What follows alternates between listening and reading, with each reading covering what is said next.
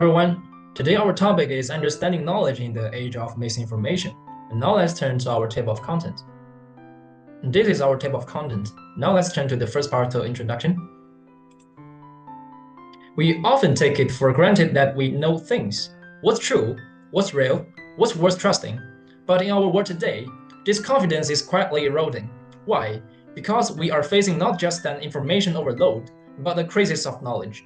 And this is why I want to take you deeper into the philosophy of knowledge, epistemology, and explore how misinformation, emotion, digital manipulation, and even psychological exhaustion shape what we call truth. Now let's turn to the second part. What counts as knowledge and who decides? Classical Western epistemology defines knowledge as justified true belief, but even this seemingly neat formula is riddled with uncertainty. Imagine this. Two people watch the same political event. One comes away feeling inspired, the other feels threatened. Same event, different truths. So, here's the deeper question. Is knowledge objective? Or is it shaped by identity, history, and power? Philosopher Michael Foucault warned us that knowledge is not neutral, it's tied to structures of power. Those who control the disclosure also control what counts as truth. In authoritarian regimes, misinformation is not a mistake, it's a strategy. In the age of misinformation, we need to ask not only is this true, but also who benefits if I believe this, whose voice is missing from this story. Now let's turn to the next part to Zhang Jibo. Let's now explore something more psychological. We don't absorb information logically, we absorb it emotionally. During the pandemic, we saw that even intelligent people were drawn to conspiracy theories.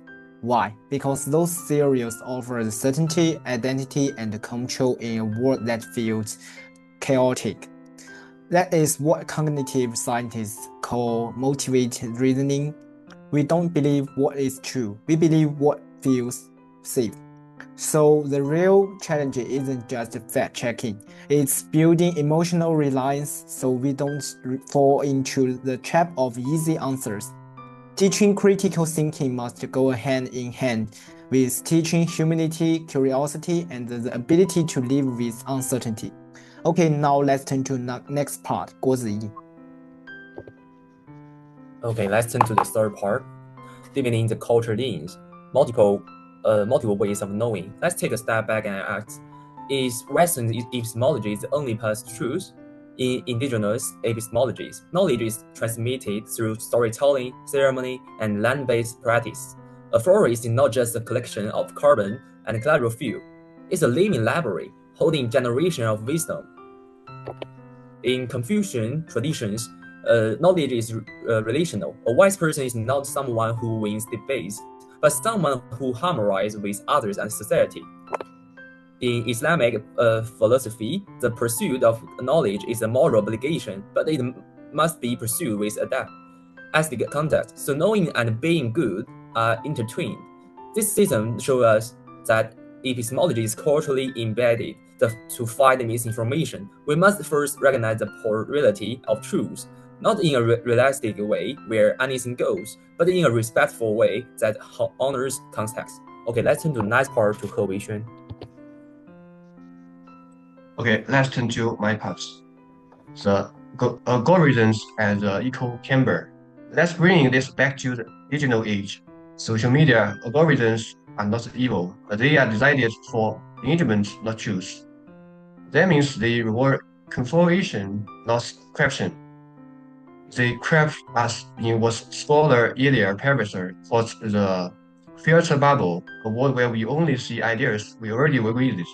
This isn't just a technological problem, it's an epistemological one. We must ask what habits of attention we have lost, what resources of wisdom are we ignoring. So let's turn to the next part for Baijun Wei. So after we got known about the above topic, we can even move deeper. So we can introduce a new topic, the AI and blurring the truth. So with the rise of generative AI, our relationship with truth is entering a new frontier. AI can now write articles, generate realistic images, simulate voices, and even create fake videos. We call it deepfakes. So if machines can simulate truth perfectly, what happens to the meaning of authenticity. So in the past, lies took effort. Today, with tools like ChatGPT, Midjourney, or 11 Labs, this information is automated and scalable. The line between the fiction and reality is no longer visible. It's been rendered. So this means we must develop not just information literacy, but AI literacy. In the future, we need to ask the question: is this real or generated? Who made this and why? What data trained this tool? So when we don't ask those questions, we risk handing over our trust to a machine that was no asset, all in code. So let's move on to the next person.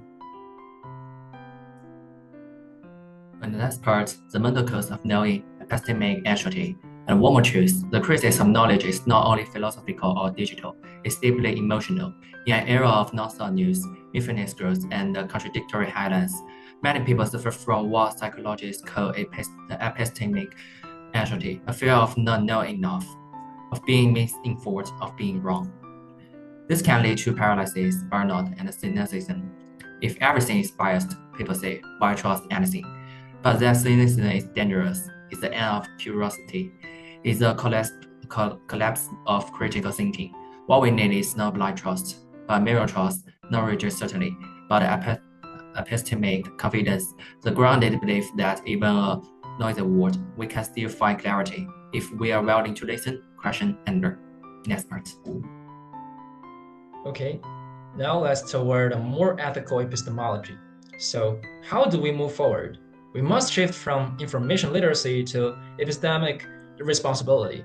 This means knowing when we don't know, listening across difference, valuing complexity over convenience, and recognizing that knowledge is not something we own, it's something we share. In closing, in the age of misinformation, the real battle is not between truth and lies, but between depth and shallowness, connection and isolation, humility and arrogance. To know something truly is to engage deeply with the evidence, with others, with ourselves. Let us not just be consumers of content, but custodians of wisdom. Thank you for your listening.